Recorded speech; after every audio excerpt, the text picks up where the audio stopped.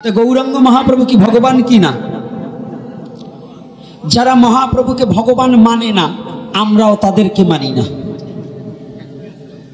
কি মানবো না যারা আমার মহাপ্রভুকে কলির যুগ নায়ক প্রেমই অবতার প্রেম পুরুষোত্তম ভগবান গৌর হরিকে যারা মানে না আমরাও তাদেরকে মানি না। আরে কারা কারা মানেন না তারা একটু হাত তুলুন তো যে আমরা মানি না। ও কি মহাপ্রভুকে কারা কারা মানেন না? বাবা আসতে এই বাবা কারা কারা মানেন না তারা হাত তুলুন। আচ্ছা তাহলে মৌনতা মনে হয় সম্মতির লক্ষণ। তো এইবার কারা কারা মহাপ্রভুকে মানেন তারা একটু হাত তুলুন তো যে আমরা মহাপ্রভুকে মানি। হাত নামান।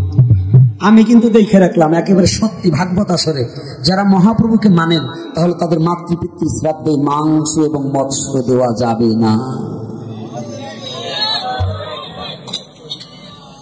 আজকে কিন্তু ঠেলায় পড়ছেন শ্রাদ্ধের দিন হাঁসের মাংস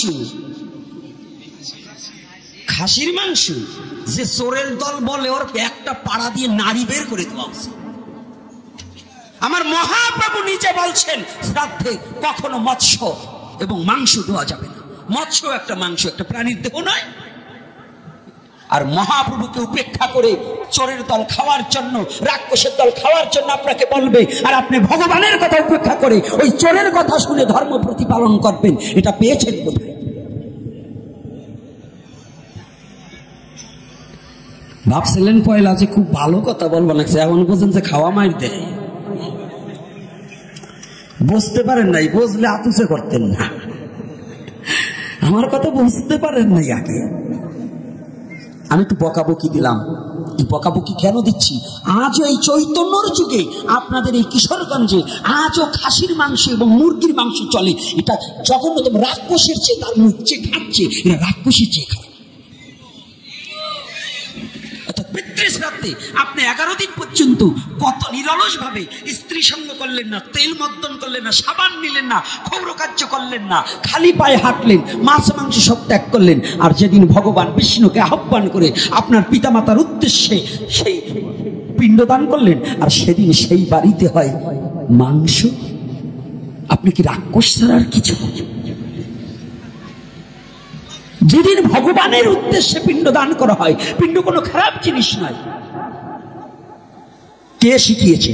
যদি কোনো ব্রাহ্মণ, কোনো বৈষ্ণব, কোনো পণ্ডিত থাকে আমার সম্মুখে দাঁড়াতে বলুন কোন শাস্ত্রে বলেছে, আমি একটু দেখতে চাই, আমি তার কাছ থেকে শিখে নেব। নাহলে এই ভারত বাংলায় আবার পরিচালনা করবো, আবার প্রচার করে দেবো যে হ্যাঁ মাংস চলে। সেই পণ্ডিতটাকে আমাকে একটু দেখতে ইচ্ছা, সেই পণ্ডিতগুলোকে আগে শাস্ত্র জানতে হবে। বদমাশি করে সনাতন ধর্মকে, এই পবিত্র ধর্মকে অপবিত্র করার অধিকার আপনাকে কে দিয়েছে? কে শিক্ষা দিয়েছে? আপনি একটা নকুল বিশ্বাসের গান শোনেননি? যে মাংস দিচ্ছেন বাবার শ্রাদ্ধে, পথ একটু গাইয়ে গাবো কি খাবো তো? এই যুবক ছেলে, যাদের মা বাবার শ্রাদ্ধে মাংস দেবে ওইগুলোর পোড়াবারও যাবা না। খাবার তো দূর কথা, পোড়াবারও যাবা না, পুরাতেও যাবা না। পুরা ওই রাক্ষসের দলে খাওয়ার জন্য যা করে তাই করুক, তোমরা যাবা না। যারা আমার মহাপ্রভুর সৈনিক, যারা আমার মহাপ্রভুকে ভালোবেসেছো, যারা কৃষ্ণকে ভালোবেসেছো, যারা সনাতন ধর্মকে ভালোবেসেছো, যারা সনাতনী, তারা কোনোদিন শ্রাদ্ধে মাংস দেবে না।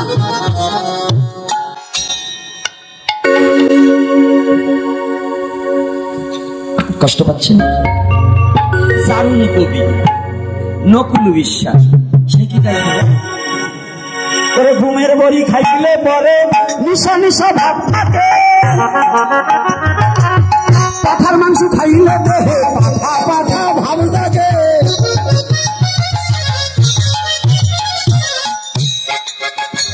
শোনা যায় কথা? ঘুমের বড়ি খাইলে পরে নিশা নিশা ভাব থাকে। ডাক্তার বাবারা কি ঘুমের বড়ি খাইলে ঘুম ঘুম ভাব লাগে না? পাঠার মাংস খাইলে দেহে পাঠা পাঠা ভাব লাগে।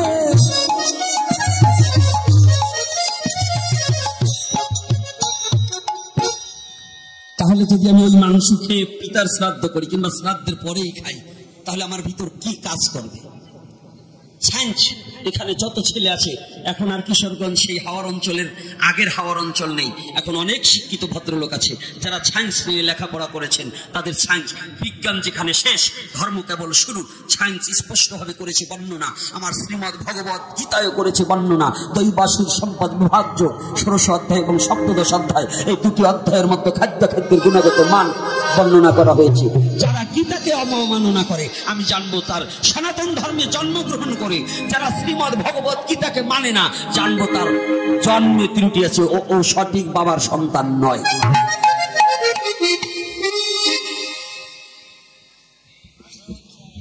কি রাগ হচ্ছে নাকি? হ্যাঁ, এটা মিথ্যা। আপনি এখন গীতা যদি আমি না দেখাতে পারি, এই গীতায় দৈবাসিক সম্পদ বিভাগ যোগ হইতে 16 অধ্যায় এবং 17 অধ্যায়, এই দুটো অধ্যায়ের মধ্যেই খাদ্যের গুণগত মানের বর্ণনা করেছে। কোন খাদ্য খাইলে আসরিক শক্তি ভাবাপন্ন হবে, কোন খাদ্য খাইলে দৈব ভাব হবে, এই বর্ণনা কিন্তু শ্রীমদ্ ভগবত গীতায় স্পষ্টভাবে বর্ণনা করা হয়েছে। হয়েছে কিনা? বিজ্ঞান যেখানে শেষ, ধর্ম কেবল শুরু। বিজ্ঞান কি বললেন?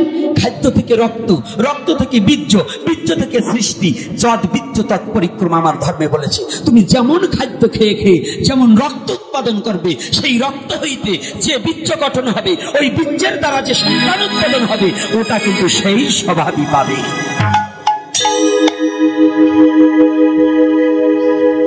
আমি বলছি, এটা কি আমার কথা? মামলা করতে হয় শ্রীমদ্ ভগবত গীতার উপরে মামলা করুন। কি কষ্ট হচ্ছে না তো আপনাদের? আলোচনা করবো আর আধা ঘন্টা, নাকি করবো না? পিছনের বাবারা কি বলেন, করবো না করবো না? আজকে হাত তুলবার চাই না, মানে আজকে মনে হয় বিপদে পড়ে গেছে, আজকে হাত তুলতে চাই। তোমরা কি বলো রে বাবা? কথা কি শুনবে, মানবা না তো? এরা দুহাই ধর্মের, পুজো মদ আইল না। দুহাই ধর্মের কোন পুজোই তোমরা মদ আইল না।